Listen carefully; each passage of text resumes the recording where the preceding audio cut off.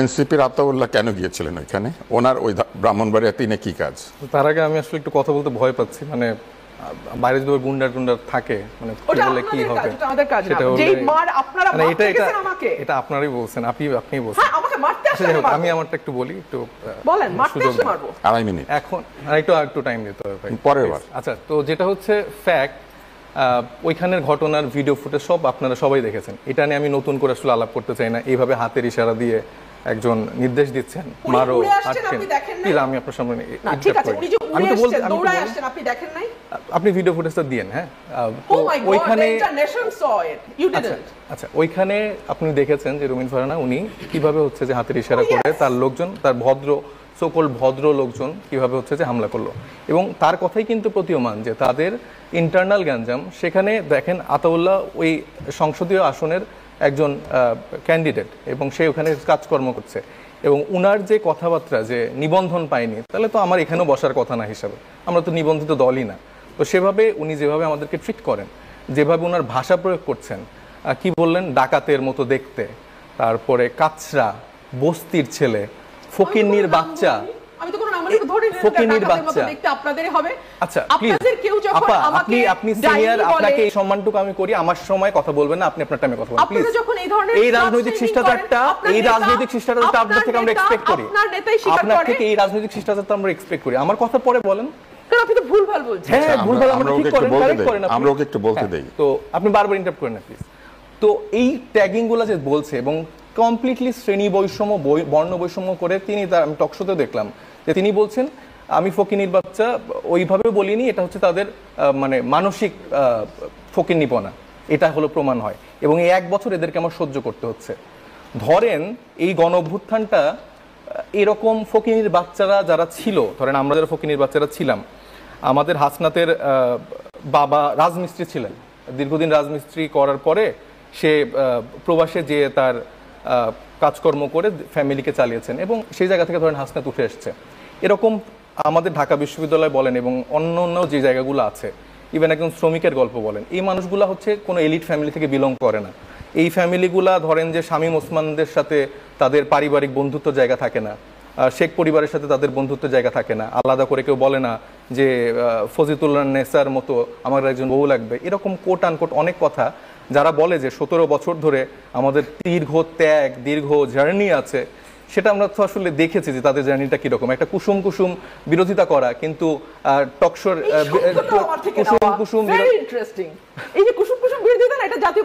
আপনি এইভাবে ইন্টারাপ্ট করলে আমি কিভাবে বলবো? একটু বলতে দেন প্লিজ, বলার পরে বলেন প্লিজ। তো কুসুম কুসুম বিরোধিতা করা, তারপরে আচ্ছা উনি কি বলবেন না আমি বলবো, এটা আপনি ক্লিয়ার করেন, তাহলে আপনি একটু কন্টাক্ট করেন। এইভাবে থারাজ এরকম করে ইন্টারাপ্ট করে, তাহলে এটা কেমন? তো ওনার একটা খুব পপুলার কথা, সে কথায় কথায় বলে যে 15 বছর ধরে হয়নি। তার মানে তিনি আসলে কি বুঝাতে চায় যে 15 বছর ধরে কি হয়নি? 15 বছর ধরে বেগম খালেদা জিয়াকে আটকে রেখে তিলে তিলে মেরে ফেলার ঘটনা হয়েছে, তারপরে 15 বছর ধরে বিএনপির গুম খুন করা হয়েছে। হ্যাঁ, তারা অনেকে হয়তো বা খুব আরামায়েশে ছিল, হয়তো বা কিছু তর্ক বিতর্ক আমরা সোশ্যাল মিডিয়া, টিভিতে দেখতাম, কিন্তু বিহাইন্ড দ্য সিনে তাদের কিন্তু ওই রকম কষ্ট হয়নি। তারা, উনি আবার এটা বললে এখন বলবে যে প্লট চাওয়ার কথা বলা হয়েছে, উনি চেয়েছেন তো। হ্যাঁ, উনার ঢাকায়, চট্টগ্রামে উনাদের আমার কথার টাইমে কেন কথা বলছে ভাই? এটা তো একটা বেসিক ম্যানারিজম, আপনি বলবেন। আমি তো তার থেকে এই বেসিক ম্যানারিজম, এই শিষ্টাচারটা তো এক্সপেক্ট করি। আমি তো সময় কথা বলি। বলেন কারণ 15 বছর ধরে উনি এরকম করে কথা বলে এসেছেন, এরকম জায়গাগুলো সে মানে ইউজ করেছেন, এবং তার পরবর্তীতে তার নেতা কর্মীদের আমরা দেখেছি যে একটা বড় গ্রুপ, তারা কিন্তু কোনো আপোষ করেনি। বেগম খালেদা জিয়াকে আমরা বলি যে আপোষের নেত্রী, এবং তাকে আমরা আসলে কোনো দলের ভিতরে আর ফেলি না, তিনি আসলে দলের ঊর্ধ্বে চলে গিয়েছেন। তো এই টাইপের ফিগার, এরা যখন কোনো কিছুতে আপোষ করে না, তখন আমরা দেখি যে একটা নির্বাচনে 4-5 জন বিএনপির কেউ সংরক্ষিত আসন দিয়ে ইলেকশনের ওইটাকে লেজিটিমেট দিয়ে দেয়, লেজিটিমেসিটা উৎপাদন করে। তো এই মানুষগুলো তো মানে তারা অনেককে অনেকভাবে দোষারোপ করে, তো এরাও তো সমানভাবে দায়ী। টকশোতে 2-1টা বড় বড় কথা বলা আর রিয়েলিটি ডিফারেন্ট।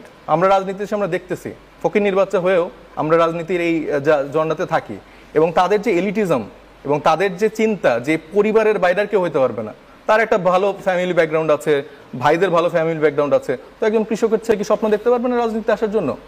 এটা তো একটা মানে চরম মানে ধন্যবাদ, মানসিক সাইফ। উন্মাসিকতা। সাইফ, আমরা এবং একটু- না আমি আমাকে আমরা এখন আমার ওইখানে টাইম অনেক যাবো। ইন্টারাপ্ট করতে পারি, এটা তো চরম মানসিক না, আপনি উন্মাসিকতা। আবার সুযোগ পাবেন, না আমি তো হলে শেষ এইখানেই করি, আমি তো শেষ হয়ে শেষ করে যাবে। দিই। আচ্ছা আমাকে আমাকে বলতে দেন। এটা চরম মানসিক উন্মাসিকতা, এটা একটা হাসিনা সিনড্রোম। তিনি যে ভাষায় কথা বলছেন, যেভাবে অ্যাটাক করছেন, যেভাবে ছোট করছেন, তার থেকে তো আমরা অনেক কিছু এক্সপেক্ট করেছি। তার আসলে ক্ষোভের জায়গাটা কই, তার আসলে কষ্টের জায়গাটা কই, হাসিনা কেন চলে গেছে, এটা কেন ভাঙা হয়েছে, আওয়ামী লীগ কেন নিষিদ্ধ হয়েছে। একটু আগে বললো যে আমরা শিওর না যে আসলে আওয়ামী লীগ মানে ইলেকশনে আসবেন কিনা, তাদের ভোট ব্যাংকে সে টার্গেট করছে, তাদেরকে সে কোনোভাবে মানে মিস করা থেকে বাদ দিতে পারছে না, এবং তাদেরকে কোনো না কোনো ফরম্যাটে সে ফিরিয়ে আনতে চায়। তো এই মানুষগুলো তো বাংলাদেশের জন্য শত্রু। তারা বলবে যে ভাই আমার তো অনেক দিনের দীর্ঘ জার্নি, আমার তো এটা ওইটা, বাট দিস ইজ অ্যাবসলিউটলি রং। এবং তারা যেভাবে মানুষকে ছোট করে রাজনীতি করছে, যে ভাষায় কথা বলছে, হাসনাত আব্দুল্লাহ তার ওই ভিডিও দেখে বলেনি, হি ইজ এ জেন্টলম্যান। সে তার কথা যেটা বলেছিলেন কি আওয়ামী লীগ বিষয়ক সম্পাদক, উনি রাজনৈতিক ভাষায় কথা বলছেন, উনি রাজনৈতিক ভাষায় অ্যাটাক করতেন? উনি তো পুরো শ্রেণী বৈষম্য করলো, উনি পুরো বর্ণ বৈষম্য করলো, গায়ের রং নিয়ে কথা বলছে, তার ফিজিক নিয়ে কথা বলছে, তার ফ্যামিলি নিয়ে কথা বলছে। তো তার মতো এত বড় রাজনীতিবিদ, এত দিনের দীর্ঘ রাজনীতিবিদ, এত ভালো ফ্যামিলি ব্যাকগ্রাউন্ডের মানুষ এরকম কথা কিভাবে বলে? এই তাদের এলিটিজম, এই তাদের ভালো আপনি ব্যাকগ্রাউন্ডের আপনার- পরিচয়। তার চেয়ে তো আমার মনে হয় যে কৃষকের ছেলে অনেক বেটার। আপনি আপনার- আমরা আমাদের রাজনীতিটাতে বলছি যে এইখানে তারা আমাদেরকে 1 বছর ধরে হয়তো সহ্য আপনি করতে পারছে আপনার না। দুইবারের তারা সময় হয়তো ভাবছে যে তারা 1 বছর ধরে আমাদেরকে সহ্য করতে আপনি পারছে না। আপনার কিন্তু দুইবারের নতুন সময় একবারে খরচ করে নতুন দিয়েছেন। নতুন বাংলাদেশে এই মানুষগুলোকে নিয়ে সাথে হাঁটতে হবে। তাদের যে সো কল্ড যে ফিলোসফিক্যাল জায়গা, ধন্যবাদ। ন্যারেটিভের জায়গা, এগুলো ভাঙতে হবে এবং সব মানুষকে আমরা আশারিত সংসদ নির্বাচন, এই কথা বহুবার বলা হয়েছে। আমাদের প্রধান উপদেষ্টা কথা দিয়েছেন ফেব্রুয়ারিতে নির্বাচন হবে, এবং তার সঙ্গে তার সবচাইতে গুরুত্বপূর্ণ যিনি ব্যক্তি, যিনি সব কমিউনিকেশন করে থাকেন, প্রেস সচিব, তিনিও বলেছেন যে নির্বাচন হবেই। অন্যান্যরাও এই বিষয়টিকে সমর্থন করেছেন। বিএনপির স্থায়ী কমিটির সদস্য সালাউদ্দিন সাহেব বলেছেন নির্বাচন নিয়ে সরকার কিংবা বিএনপির সংশয় নাই। আমি আপনার কাছে শুনতে চাই যে সংশয় নাই, কিন্তু মানুষ কেন ভাবছে যে নির্বাচন আদৌ হবে কিনা, হলে কি সেটা গ্রহণযোগ্য নির্বাচন হবে কিনা, কিংবা নির্বাচন কি আসলে কোনো ধরনের প্রভাবমুক্ত থাকবে কিনা? আপনাকে অসংখ্য ধন্যবাদ। এখানে অনেকগুলো বিষয় জড়িত। বিএনপি বাংলাদেশের এই মুহূর্তে সবচেয়ে বড় রাজনৈতিক দল হিসেবে, বিএনপি অতীতে রাষ্ট্র পরিচালনার দায়িত্বে থাকা দল হিসেবে, বিএনপি দীর্ঘ 17 বছর একটা স্বৈরাচার বিরোধী আন্দোলনে সবচেয়ে সক্রিয় রাজনৈতিক দল হিসেবে মাঠে থাকবার একটা হিসাব থেকে ডেফিনেটলি রাষ্ট্রের সরকারের দায়িত্বে যেই ব্যক্তি আছেন তার কথার উপর রাজনৈতিক দল হিসেবে নিশ্চয়ই বিএনপি আস্থা রাখতে চায়। এবং আমাদের দলের টপ থেকে শুরু করে একদম তৃণমূল পর্যায়ের নেতাকর্মী যারা আছেন, আমরা কিন্তু সকলেই ফেব্রুয়ারিকে নির্বাচনের সময় ধরেই আমরা আমাদের প্রস্তুতি শুরু করেছি, এবং আমাদের প্রস্তুতি আমরা আমাদের মতন করে চালিয়ে যাচ্ছি। এখন আপনার যে প্রশ্ন, মানুষের মধ্যে নানান রকম সংশয় কেন, এই সংশয় থাকাটাও কিন্তু খুব অস্বাভাবিক না তুষার ভাই। কেন? আপনি দেখুন, এই যে দীর্ঘ 15 বছর, 2008-এ মানুষ লাস্ট ভোট দিয়েছে, আর এখন 25 চলছে, 15 না 17 বছর। এই যে একটা লম্বা সময়, এর মধ্যে মানুষ না পেরেছে ভোট দিতে, না পেরেছে তাদের পছন্দের প্রতিনিধি নির্বাচন করতে, সেটা আপনি জাতীয় সংসদ বলেন কিংবা আপনি একটা ইউনিয়ন পরিষদের নির্বাচন বলেন, কোনো জায়গায় মানুষ তার ভোট দিয়ে প্রতিনিধি নির্বাচন করা যেটাকে বলে, সেটা বাংলাদেশে হয়নি। সো এই যে 17 বছর পরে একটা জাতীয় নির্বাচন হতে যাচ্ছে, সেটাকে ইন্টারনালি অ্যাবজর্ভ করা বিষয়টি এখন অনেকের কাছে অবিশ্বাস্য মনে হয়। সত্যি আমি যেতে পারবো ভোট কেন্দ্রে, আমি ভোট দিতে পারবো, আমি আমার প্রার্থীর পক্ষে নির্বিঘ্নে প্রচারণা চালাতে পারবো, আমি আমার প্রার্থীর জন্য ভোট চাইতে পারবো, কিংবা আমি একটা ভয়হীন পরিবেশে নির্বাচনটাকে করে নিয়ে আসতে পারবো। এই প্রশ্নগুলো মানুষের মধ্যে কাজ করে, এবং এই কাজ করাটা আমি খুব অস্বাভাবিক দেখি না। একটা হচ্ছে দীর্ঘ 17 বছরের একটা গ্যাপ আছে, একটা দীর্ঘ 17 বছরের তিক্ত অভিজ্ঞতা আছে, বিকজ এর মধ্যে 14, 18, 24-এর কিন্তু একটা তথাকথিত নির্বাচন হয়ে গেছে 5 বছর পর পর। কিন্তু এই নির্বাচনগুলো মানুষের জন্য ভীতি তৈরি করেছে, মানুষের জন্য দুঃসহ কিছু বেদনা নিয়ে এসছে, এর বাইরে আর কিছু দিতে পারে নাই। এটা একটা দিক। 2 হচ্ছে আইন শৃঙ্খলা পরিস্থিতি কিন্তু এখনো আমরা যতটুকু স্বাভাবিক আশা করেছিলাম যে 1 বছরে সরকার কাটিয়ে উঠবে, পুলিশ আরো সক্রিয় হবে, আইন শৃঙ্খলা রক্ষাকারী বাহিনী তাদের দায়িত্ব পালনে আরো বেশি সুষ্ঠুভাবে করতে পারবে। বিশেষ করে আমাদের যেহেতু এখন ম্যাজিস্ট্রেসি পাওয়ার নিয়ে আর্মি আছে মাঠে, তারপরেও কিন্তু প্রতিদিনই আমাদের কোথাও না কোথাও কোনো না কোনো ঘটনার খবর জানতে হয়। সেটা আপনি ধর্ষণের পরিসংখ্যান দেখেন, আপনি হত্যার পরিসংখ্যান দেখেন, কিংবা আপনি মবের বিস্তার দেখেন। সো এই সকল কিছু কিন্তু মানুষকে একরকম আতঙ্কগ্রস্ত করে এবং মানুষকে দ্বিধাদ্বন্দ্বে ফেলে দেয় যে আচ্ছা এখনই এরকম হচ্ছে, নির্বাচন যত ঘনিয়ে আসবে আরো কি পরিস্থিতি না হয়। সো এইগুলোও একটা বড় এফেক্ট ফেলে নির্বাচনে। 3 হচ্ছে আমাদের একটা বড় রাজনৈতিক দল এবং গোষ্ঠী বা এক ধরনের রাজনৈতিক ভাবধারার যে রাজনৈতিক দল আছে, আমি খোলাখুলি বললে আওয়ামী লীগ, তাদেরকে নির্বাচনের বাইরে রেখে এই নির্বাচনটি হবে কিনা এটা কিন্তু আমরা এখনো পরিষ্কার না। মানে আওয়ামী লীগের কার্যক্রম নিষিদ্ধ, কিন্তু আওয়ামী লীগ কি নির্বাচনে অংশ নিতে পারবে কিনা এই ব্যাপারে কিন্তু সরকার এখনো পরিষ্কার করে কিছু বলে নাই। বিচার এবং সংস্কারের পরিস্থিতিটা কি দাঁড়াবে এগুলো নিয়েও মানুষের মধ্যে এক ধরনের আস্থাহীনতা আছে। আমরা কিন্তু অনেক রাজনৈতিক দলকে বলতে শুনছি বিচার বা সংস্কার শেষ না করে কোনো নির্বাচন বাংলাদেশে হবে না।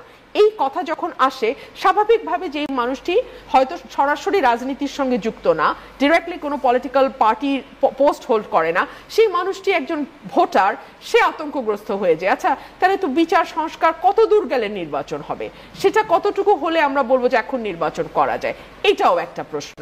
ধন্যবাদ। ফারহান, আপনার কাছে আসি। ধাক্কা দিলেই ধাক্কা আসবেই, এটা আপনি বলেছেন, এবং আপনার বিরুদ্ধে অভিযোগ উঠছে যে আপনারা নিজেরা একটা মারামারি করেছেন, এবং গণপরিষদ ও পিআর পদ্ধতি নিয়ে প্রচুর কথাবার্তা হচ্ছে। আপনি এতগুলো প্রশ্ন আমি 2.5 মিনিটে কিভাবে বলবো? আপনি আমাকে এখন 2.5 মিনিট বলবেন, আবার যখন ফিরবো তখন আবার 2.5 মিনিট বলবেন। ধাক্কা যদি আমার উপর আসে আমি ধাক্কা দেবো। আমি আবারও বলছি, আমি শেষ দিন পর্যন্ত বলবো, আমাকে আপনি ঢিল মারলে আপনাকে পাটকেল খেতেই হবে। ঢিল মেরেছো কেন, দিয়েছো কলসির কানা তাই বলে প্রেম দেব না। আমি রুমিন ফারহান ওই পদার্থ না, নাম্বার 1। নাম্বার 2, এটা একটা ডিলিমিটেশনের আলোচনা ছিল। ডিলিমিটেশনের আলোচনায় ব্রাহ্মণবাড়িয়া 2কে আমি রিপ্রেজেন্ট করেছি। আমি নিজে আইনজীবী, সো আমার আইনজীবী হায়ার করার দরকার হয়নি। ব্রাহ্মণবাড়িয়া 3-এর ক্যান্ডিডেট একজন ব্যবসায়ী, সো ওনার পক্ষে আইনজীবী হায়ার না করে উপায় ছিল না, উনি হায়ার করেছেন 2জন আইনজীবী, তারা বক্তব্য রেখেছেন। তারপর উনি একটার পর একটা লোক পাঠানো শুরু করেছেন এবং মোটামুটি 12-14 জন ব্রাহ্মণবাড়িয়া 3-এর পক্ষ হয়ে কথা বলেছে।